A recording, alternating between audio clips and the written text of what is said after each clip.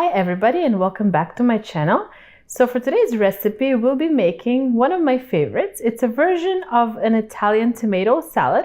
And I say it's a version because a lot of people make it with some basil. I have no basil in mine, but it's a variation to common Italian tomato salads. So let's start with the ingredients. So the first thing you're going to need is some tomatoes. You can use any kind of tomatoes. I'm using cherry tomatoes just because I like different colored tomatoes in the salad, makes it much prettier.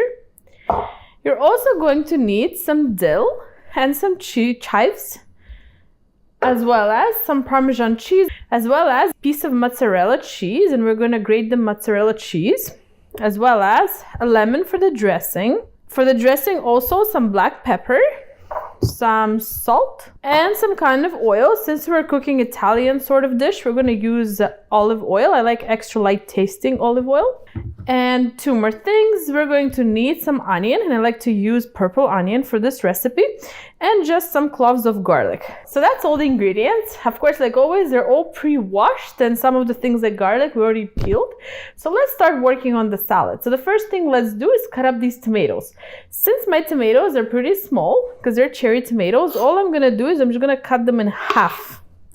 And you just wanna cut each tomato just like that in half. The bigger ones you can cut in half again, so make quarters.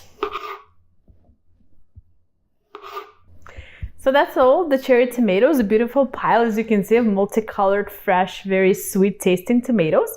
So I'm just gonna place these into my bowl and we'll continue with the ingredients. Let's now cut up the dill and the chives. So all I'm gonna do is just actually place one on top of the other, and we're just gonna slice it like this. Just pretty finely chopped is what we want. So let's just place this into the bowl with the tomatoes.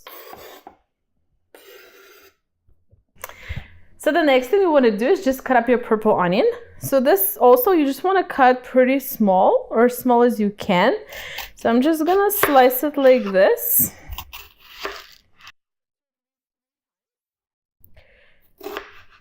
Okay, here's our purple onion. Let's put it together in the bowl. And this was less than a quarter of a purple onion.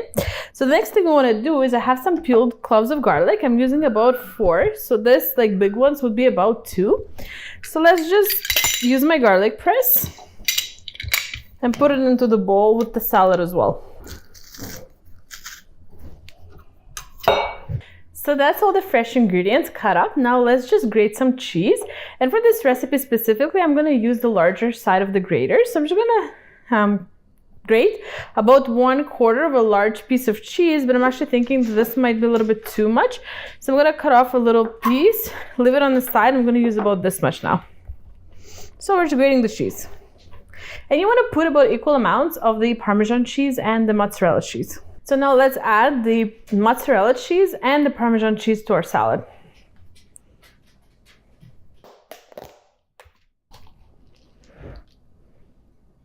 So for the dressing part, we're just going to use olive oil, lemon, salt, and pepper. So what we're going to do is just cut the lemon in half. I'm going to use about juice of a half of a lemon for this. So I'm just going to use one of my handy tools and just make half of a lemon of juice. So let's just dress up our salad. So this is juice of a half of a lemon. We're going to use some regular black pepper. Of course, some salt, and just some olive oil.